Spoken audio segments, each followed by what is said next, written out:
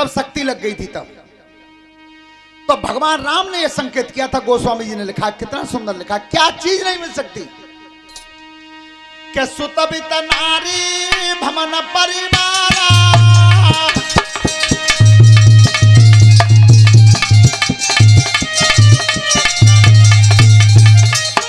सुतबित नारी भवन परिवारा, ओ होई जाई जग बारंबारा।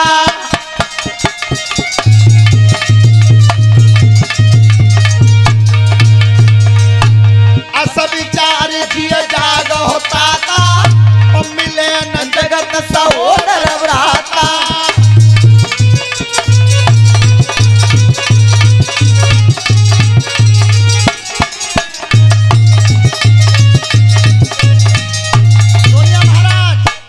गोस्वामी जी बता रहे हैं, सुत लड़का मिल सकता है, फिर वित्त धन भी मिल सकता है, स्त्री भी मिल सकती है, परिवार भी मिल सकता है, लेकिन भगवान राम कह रहे हैं अस विचार जिय जाग होता था और मिले न जगत सहोदर मां जाया भाई नहीं मिलेगा।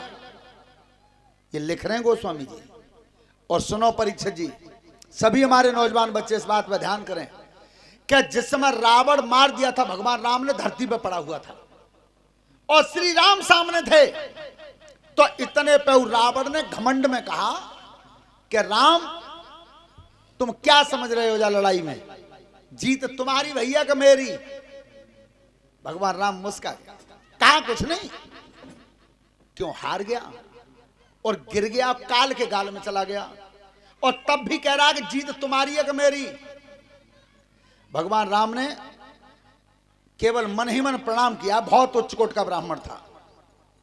तो उस समय रावण ने कही, राम एक बात और देख लेना, एक बार भी उसने श्री राम नहीं कहा, केवल एक बार कहा था जब प्राण निकला था तब कही राम जीत मेरी हुई है, जीत मेरी हुई है। क्यों? सबसे पहली बात यह कही थी, तुम्हें मेरी खातिर आना पड़ा, मैं तुम्हारी खातिर नहीं आया। कितनी अच्छी बात कही, भगवान राम को आना ही उसकी वजह से पड़ा। दूसरी बात, मैंने ये प्रतिज्ञा की थी कि मैं अपने जीते जी राम को लंका में नहीं जाने दूंगा, तो मैं अपने जिया तो तुम जान तो ना देंगे। और तुम्हारे ही सामने अब की बात आएगी अच्छी, राम तुम्हारे ही सामने तुम्हारी मौजूदगी में मैं तुम्हारे ही धाम को जा रहा हूं, तुम रोक नहीं सकते, इसलिए जीता हूं मैं।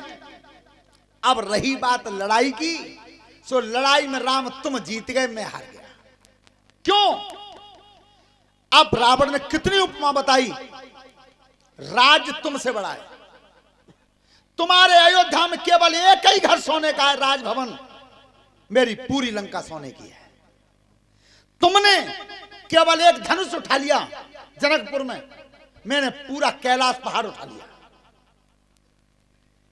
तुमने तपस्या केवल 14 वर्ष की है, मैंने 1000 वर्ष तपस्या एक पैर पे खड़े होकर के की है। 20 भुजाओं में हथियार धारण करके चलता हूं हर समय, शनिश्चर जैसे देवता मेरी कैद में थे, लेकिन इतने पे भी राम मैं हार गया, तुम जीत गए। एक ही वजह रही कि तुम्हारा भैया तुम्हारे संग लड़ता रहा, मेरा भैया मुझसे अलग लड़ता रहा, इसलिए हार गया मैं। तो जीवन में ध्यान रखना, भाई भाई के बीच में कोई इतनी दूरी पैदा मत कर लेना कि अगर रावण जैसा विद्वान विभीषण के लात नहीं मारता तो लंका जैसे गढ़ का विनाश नहीं होता, और दुर्योधन अत्याचारी अपने भाइयों को 5 गांव दे देता तो महाभारत जैसा संग्राम नहीं होता।